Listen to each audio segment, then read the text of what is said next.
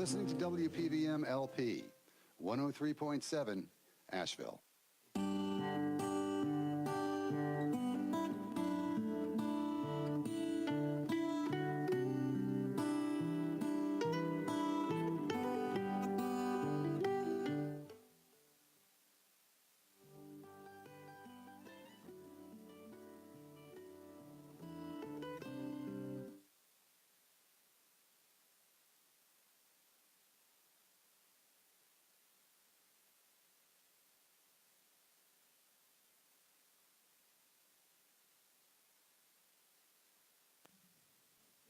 Should do it. Okay, there we go. Sorry about that. You listen to the BLAINESWORLD show, heard each Wednesday here on the new WPVM LP in Asheville, North Carolina. You can also listen on www.wpvmfm.org. I'm your host, Blaine Greenfield, and each week we focus on the Asheville theater scene, as well as positive news and information about people and organizations in the Asheville area. And toward that end, it's my pleasure to introduce my first guest, Jenny Bunn, who is the Marketing Director of Asheville Community Theater. Welcome aboard, Jenny. Thanks so much, Blaine. Okay, and I should mention to our listeners that Jenny is the Marketing Director, as indicated, at Asheville Community Theater, where she manages all aspects of social media, advertising, and press relations. Jenny is also a graduate of Wake Forest University and Appalachian State University, and has worked with theaters across the country, as well as in feature film and television casting in Los Angeles. And Jenny, I guess the question I often ask, as I mentioned to you, is how do you get into this field? Well, I was always interested in theater when I was a child. I grew up in Spartanburg, South Carolina, and I'm going to just take the headphones off. Okay, if sure. That's okay. I grew up in Spartanburg, went to the community theater there, the Spartanburg Little Theater, as an audience member, and then when I got a little older, I auditioned, and my first role was as the evil queen in a children's production of Snow White and the Seven Dwarfs, and I was hooked. I did it in high school. My father was just always such a supporter of me doing theater, and my mother was as well, and so I just kind of kept with it, and that's what I majored in college, and then at some point just sort of switched into a little bit more into the administrative role rather than the performing role. It's a little bit easier to make a career out of out of administrative rather than performing, and so that's kind of where I've landed. Do you still do any performing? I haven't in years. I was one of the co-founders of Lilas, a female sketch comedy troupe here in Asheville, and we ran for 10 years and did a big 10th anniversary show at Asheville Community Theater on the main stage, and then we hung it up. So that was the last time that I performed. Well, I'm thinking out loud. It's too bad we don't do Snow White and you can make a comeback, or a different role. Wouldn't that be cool? That's true. Well, I think the Evil Queen's probably still the best one suited for me in that show. One of the things you mentioned kind of caught my attention, and it's the fact that you were lucky, I guess. Your parents encouraged your love of theater and going to theater. Mm-hmm. And that's what I think one of the things you folks do very well at Asheville Community Theater, that maybe because of the shows you perform, with the exception of perhaps Full Monty, that it's so nice to see so many kids in the audience. Yeah. And is that one of the things you try to do there? Well, we do try to make sure that our programming, that there's fits for everyone. So there certainly are shows that, we don't encourage people to bring their children to. Full Monty certainly being one. Avenue Q, that's opening our next season, is another one.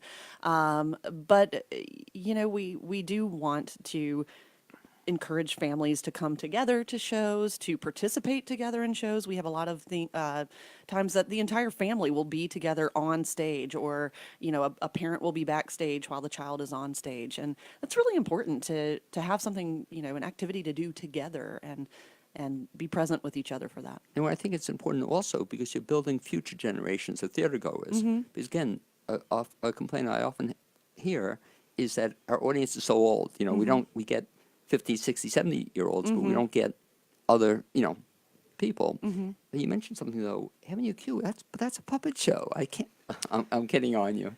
Kidding, it's a puppet show, but definitely not for kids. It is not, and that is going to be a real tough challenge for me as a marketing director. For people who are not familiar with that show, the imagery is very Sesame Street, Jim Henson puppets, but that is not at all the content. But I think one of the things I'm pretty sure I've seen it in some of your advertising and promotions. You actually, which is great, tell people the audience level. We do. You'll put in disclaimers, you'll put in other stuff, this isn't. And I think that's Right. very helpful. It is. And again, we're not going to tell people you cannot bring your 12-year-old to the Full Monty. We're going to tell you what's in it and let you make the decision of, is that something that you think is appropriate for your child? Is that something you're willing to have a conversation with your child at intermission or after the show? What did we see? What does this mean? What did you think about that? But we want to give you the information so that you can make the best decisions about what you want to see and what you want your family to see. And I find that very helpful, Thanks. that you post that.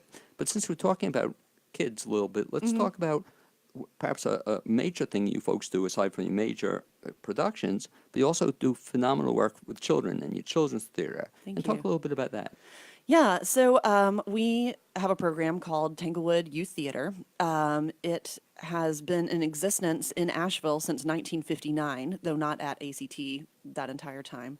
And last year, through all of the different aspects of the programming for that section of what we do, we had 6,200 kids come through our door to either participate in classes and camps, to see a student matinee, to be with their family for our Saturdays at ACT program.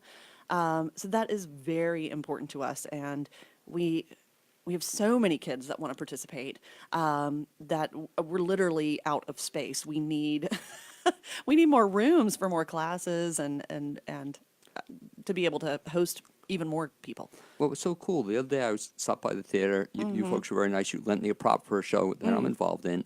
And you're right. I was like, I was trampled by, not Yes. in a good kind of way. But they're running and they're having fun, and Yeah. they're smiling. And that's exciting. It is. Yeah, we just finished our second of two-week camps, and this one was at ACT. We had almost 70 kids in the building from 9 to 4 every day in costumes. They were building time machines out of cardboard and tinfoil. We had an advanced camp group that built a turtle puppet out of a parachute and another piece of cardboard for the head, and it's amazing just to wander through the building and see what they're up to, what they're learning. It's a different energy than just a regular Tuesday down So here, what was the certainly. show they produced? The advanced camp did The Never-Ending Story.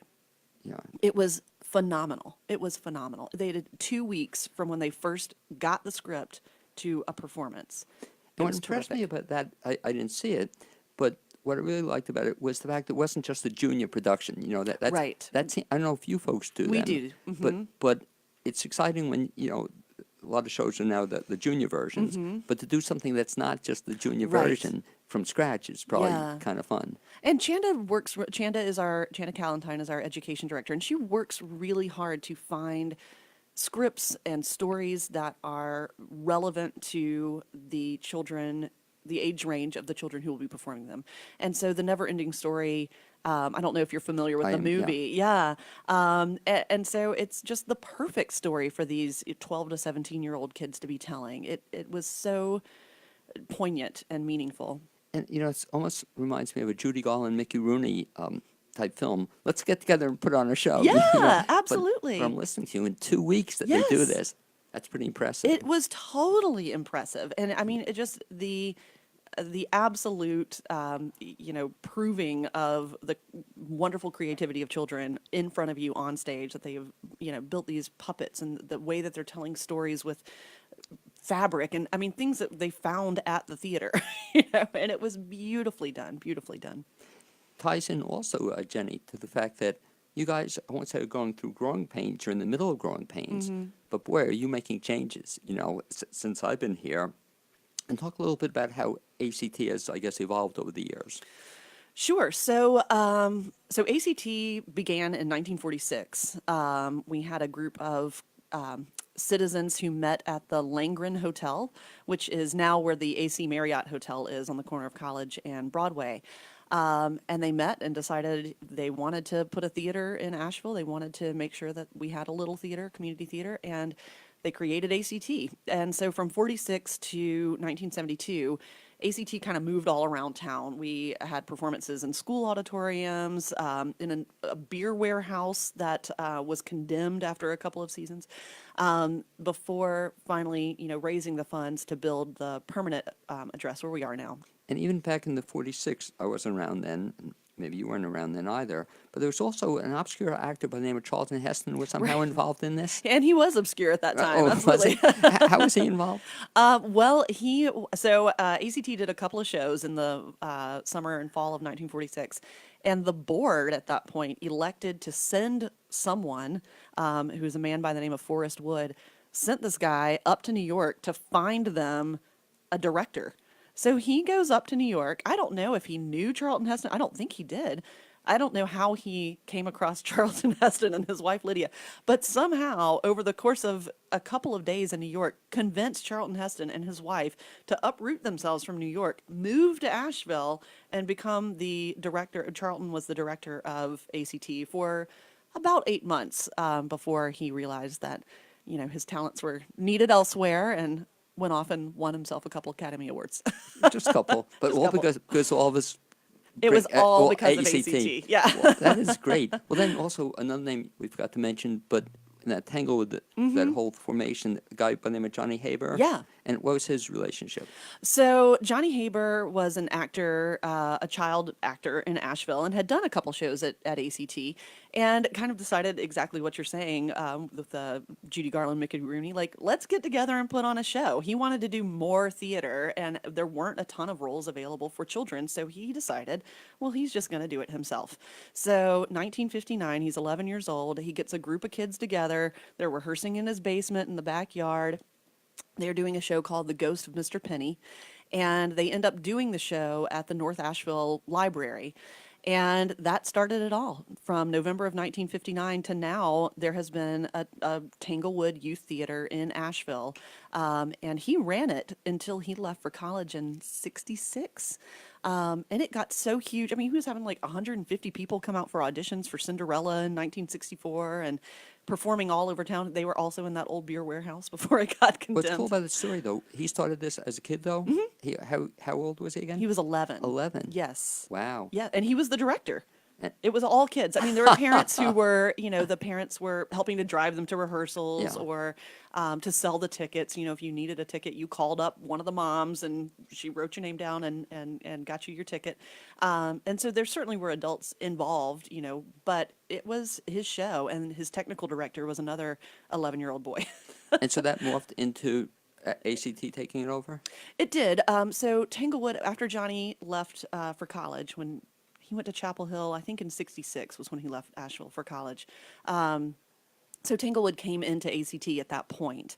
And then at some point in the 70s or early 80s, it left and was at UNC Asheville for a good portion of time, maybe about 20 years, and then came back over to ACT in 2001, 2002, somewhere in that area, and it's been at ACT ever Is he since. still in the area now? No, Oh. he left Chapel Hill, graduated from Chapel Hill, and moved up to New York, and is there. He works for Dodger Productions and is still involved in the arts. And yeah, I mean, that'd be neat to have. Has he ever come back? Oh, he has. Yes. Oh, that'd be so great. to have him Yes, Come back and see yes. what's happening. I know. So, back to what's happening. I cut you off. I'm sorry. We were talking about the growth. So, 72, you took the facility where you are now, Where we are now. right? Yes. And so worked for a lot of years. Great facility. Oh, absolutely. Yeah. But when did you come to realize that maybe you need a slightly different facility?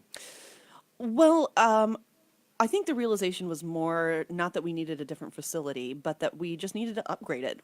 We needed to bring it up into the 21st century. A lot of the wiring had been done by volunteers. A lot of the lighting instruments were just kind of, we would get a few at this point and a few at that point. We would inherit a few from, another group or theater. And so we really just needed to make the equipment and make the patron experience match the quality of what we felt we were doing on stage. And so that is really what pushed us into renovating the main stage in the first phase of our capital And campaign. talk about that fact that there are a couple of phases, but the first one is done now. Is that It's correct? done, yes. And what did that entail? Well, mainly it was the renovation of the interior space of the main stage. We used to have this seating that I always described as like a fan. It was called continental seating, which was, a really wide aisles where if you were in the center of the aisle, you were crossing, 20 sets of knees to get to your seat. But I missed that. That was my favorite thing. I think you're the only In one. the center, you'd be in the middle. And like I You did said, get to meet a lot of people that way, didn't you? wow, how many seats were there? At that point, there were 399. No, but I mean, how many across the aisle? Oh, there were like our longest aisles were like probably 45, 46 seats. Hey, can you imagine being Yeah. in the middle? That was Yeah, a lot having of to use the restroom in the middle of the first Exactly. act. Yeah, a lot of walking around, and that was Yeah. brilliant how that was done. But you gave up some seats in doing that. we did. We did give up some seats. So now we're at about 285, 291. With usher seats, we're at the low 300s. But we did give up some seats. But just the accessibility is so much easier, and yeah, it feels really good in there. It does really a yeah. pleasure, and you notice the difference. But yeah, I always remember that. Yeah. And I never, just that point, I would never get in the middle, even though I love center seats. Right. Because I always get on the aisle because it's so much easier to get Yeah. in and Well, out and a of. lot of people, Right. did that. Or, people who I'm 5'3", but my husband is 6'4". And so, trying to find an aisle seat, Right. that he wanted. And so now there are so many more aisle seats. It's just a lot of more comfort for people of all different heights and sizes. Beautiful job. So that was phase one, Mm-hmm. but there's more to come. There is more to come. So phase 2 is the expansion of the building. We're going to add about 12,000 square feet of programming space. And mostly this will be used for our education program. We're building an education complex down in the basement. We're opening that up with some new windows, putting new classrooms in there. We're building another theater space. Right now we have 35 Below, which is an excellent place to see really intimate theater, but there's only 40 seats. I was going to say, and I love the theater down there. I do But too. you'll have a new black box there, or We'll have a different- new studio theater. and Yeah. how many will that seat? 150 to 175. Wow, would I that be a know, difference? right? Oh my goodness. And so we'll have a rehearsal hall that mimics the footprint of the main stage. In addition to 35 Below? in addition to 35 Below. Yeah. Because again, Hart's done a great job with their They expansion, have, yeah. but they use their theater for the rehearsal space. So on top of that, We'll I have mean, an additional rehearsal space. more work for Jenny Bunn. I just love it. Oh my! I mean, it will be a lot of Oh work. my Yeah, goodness. We'll have a lot more programming. Instead of promoting one show at a time, Right. you'll be promoting 2 shows at a time. Right. Or at times you will Right. be. Oh, now when you move into that, will you have to close the theater down at all? We are hoping that we will not, Because I missed it. because the main stage will still be operational. Something that we are doing we'll be renovating the lobby, the main stage lobby, because that lobby will be a shared lobby between our current main stage and the new studio theater. And we will also be renovating the restrooms, which will be shared between the two spaces. So adding a lot more stalls for the women. Oh, that was one of my favorite things I to wait Seeing 30, that. Oh 35 my minutes gosh, I to an know. intermission. Yeah. And even what was cool the other day, even come to the men's room for part of it. We when do, the women yeah, yeah. But wow, that'd be great when you could do that. It will be I don't very know, necessary. Have you been up to Saw it yet? Oh, yeah. Oh, wait, no, No, I have not been to But Sart. check to Saw Hart, it yes. in Mars Hill. They've done a tremendous job with the renovation too. Oh. Same kind of thing that you said. Uh-huh. Now it's great bathroom space, box office space. But that's exciting. So that'll be in phase 2. That's all phase 2. Oh, Yeah. exciting! Because again, just the bathroom, we laugh at it, but I it's know. kind of important. It is very important. It Yeah. is very important. And it's funny, we talk about getting kids in theaters. Most theaters, as I think about it, I just read an article about New York having the same problem, that the bathroom space is inadequate. And that's why it's interesting. I don't know if that was the reason, but a lot of shows went from 3 acts to 2 acts, because Yeah. 3 acts to get people in and out of bathrooms Yeah. twice was Right. tough. Yeah, you're there all night. And it's so strange. So when ACT was built in 72, the theater actually had over 400, it had maybe about 470 seats. And at some point there were some seats that were taken out to make the proscenium, the extension of the stage, come out a little further. But, so we think about that, like, how do those 4 restrooms accommodate, almost 200 more people? How is this? Yeah, anyway, we just don't know how they did it. Yeah, well, interesting. So then we move from phase 2. That's very exciting. So we'll have Yes. it next year. because thanks for sharing that, because I had heard that part of it was going to be in phase 3. What's phase 3 about? There now is no more phase oh, 3. That's what it happened. That's what Great. happened. Yeah. So phase 2 is everything. Once we're done with that, then, Oh, then that's we won't be super. doing any more phases. And what's exciting, because I did miss ACT and was closed, what was it, for 6 months or something? Yeah. Uh-huh. And I missed it with no shows at ACT. Well, we did still program in 35 Below. 35 Below. And we were so grateful to UNC Asheville, who gave Right. us space to do Peter and the Peter, Starcatcher yeah, over there, which which is they've been a wonderful partner for us. Great. Oh, so no phase 3. I don't have to No look for- phase 3. You don't have to worry about it. Well, let's talk about other things I can look forward to. And, Yeah. and as you know, I look forward to everything you do. And it's just, the quality is just so incredible, be it the main stage or 35 Below, that I don't, it's just, I just love theater there.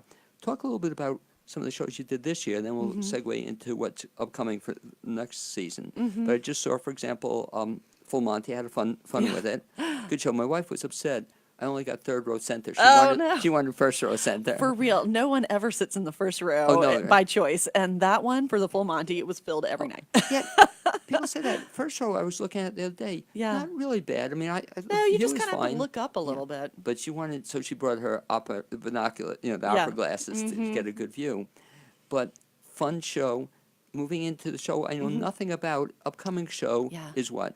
It's The Groundling. It opens August 17th. We're actually doing the North Carolina premiere of this show, which is unusual for us. A lot of times we Right. do shows that people have heard of. They've, if they haven't seen it, they've at least heard the title, or maybe there's a movie that they are familiar with that shares the same title.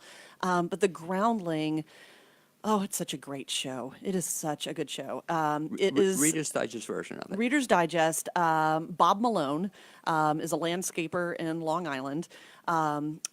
He's in Manhattan for some reason. I can't remember the reason that he's in the city, but he wanders into a Shakespeare in the Park production, and he's never seen theater before, and he is blown away by it. He is magnified by it, and what he is seeing is Love's Labor's Lost. What he does is he goes home, he starts writing a play for his wife, and he hires the director from the Shakespearean play and the lead actress to come to his house and put on his play for his wife. And it's, we meet the wife. They are just at each other's throats all the time. They are so angry at each other and yelling. And we hear what he has written for her, and it's very tender. It's all about the first time he ever saw her, the first date they ever had. It's so tender. And so for me, when I was reading this for the first time, I'm just wondering what has led them to this place where he's writing these beautiful things to her about how much he clearly loves her, but yet they are so unable to communicate. And then you find out, and I get touched by this every time I talk about it, you find out what happened and why their relationship has dissolved this way. And what is so wonderful about it for me as a theater person is that he couldn't communicate with her, and they could not communicate until he saw this play and he realized, I can write her a play. I can tell her what I need to say to her in a play. And he does. It's And funny, you're beautiful. telling that. I'm getting a chill just hearing this story. I know. And also I'm saying to myself, I'll take my wife to this. You know? should. Because Oh, I wasn't it's- thinking I was going to. I would have caught it some night performance. But this sounds like a great play. Talk Yeah. about sometimes you get lucky. Right. And yeah, you told the story off the air. You got lucky with the casting of that. Yeah. In that, I understand one of the performers had to back out because of illness. Right. And talk about what happened. Well, so all of our actors are volunteer. We have open auditions for all of our shows. We don't precast anything. So, whoever comes to the auditions, that's who we're.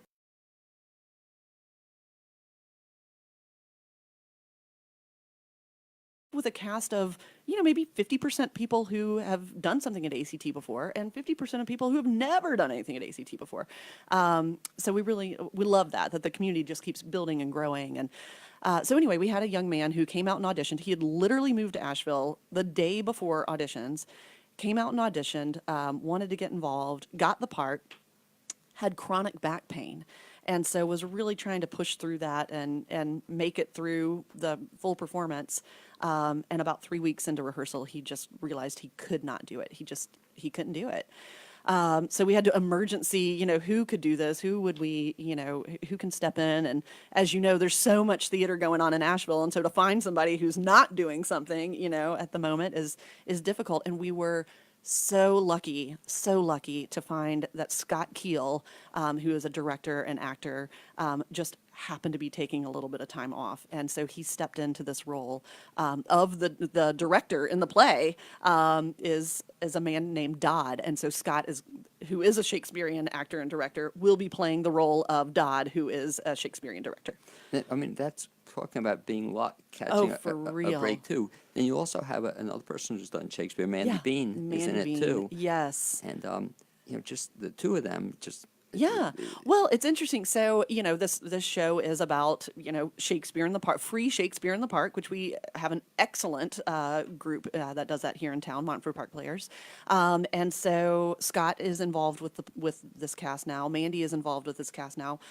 Haven Volpe, who was just in Robin Hood. just and a little bit about Ernest. Haven too. Amazing performer. Yeah. Especially I can't now. I'm glad you shared that too because I'm friendly with Haven, and he's. I'll mention on the air. He's 16. Yeah. But he's only guy 16. Acts much older. Oh, than- definitely. I don't He know. definitely in reads this much play, older, too. he is. He is. Well, he plays a college age student. Boy, does he hit it! What a Yeah, cast! I know. And then our returning people, we have and Jenny Fox too. I forgot to mention I Jenny haven't Fox. seen Jenny in a lot of time.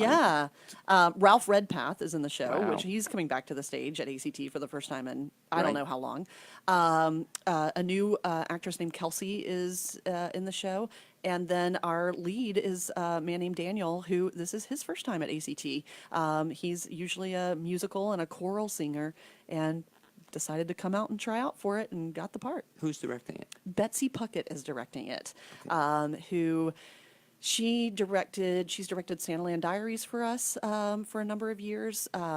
You probably know her from her Lazoom alter ego, Okay, right. Augusta Wind. Okay, right. Yeah, and she's somebody who, obviously gets comedy, has a real strong sense of what's funny and how to, bring the words on the page to life and make you laugh at them. Is this also a comedy? It is a comedy.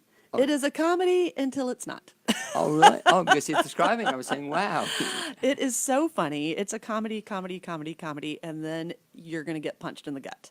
Not literally. But it also points out one of the reasons I love going to theater at ACT, like you said, is I see some regulars, which I love, but then every show I'll meet somebody, like a Haven Volpe or other people I've never seen before.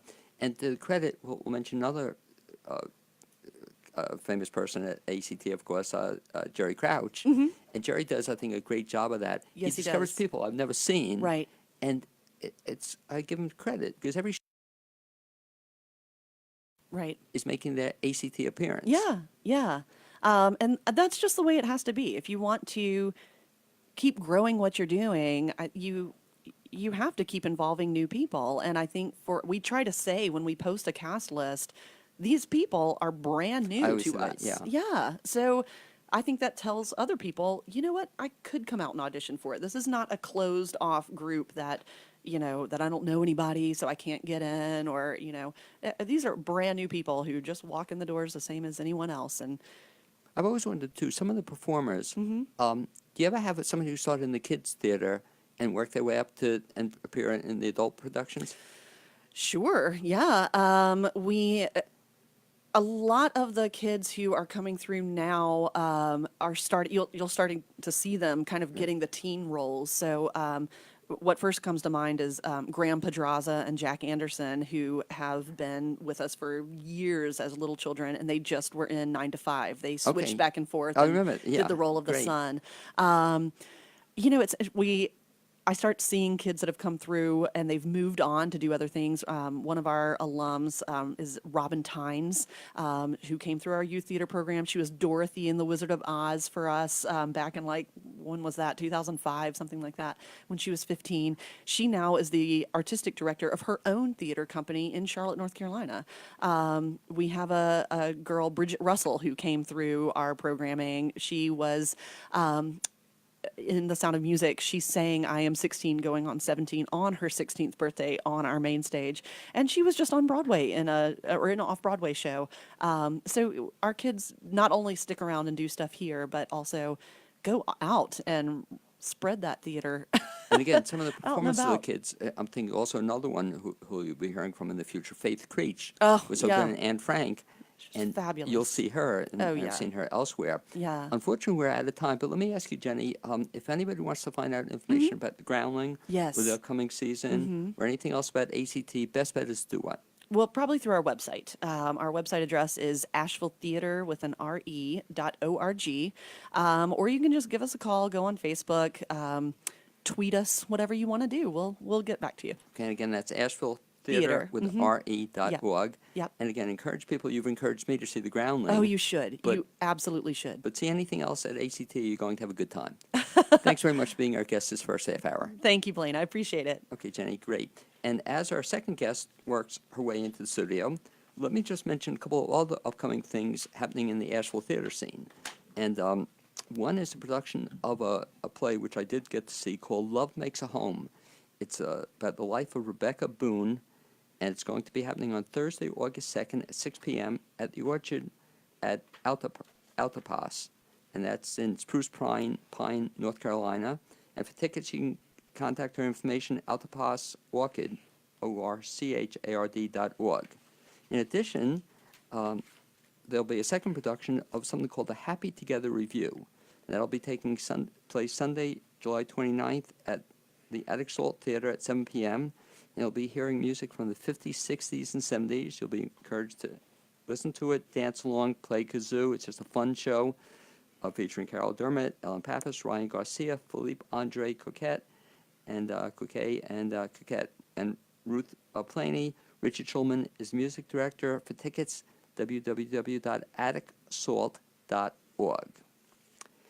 It's now my pleasure to introduce my second guest today, and she is Stephanie Moore, the executive director of the Center for Craft in downtown Asheville. Welcome aboard, Stephanie. Thank you, Blaine. Thanks for having me. And this is a real treat, first time getting to meet you face to face. Yes. I should mention to our audience that during the last 5 years, Stephanie engaged the board and staff in critical discussions that paved the way for the center's relocation to downtown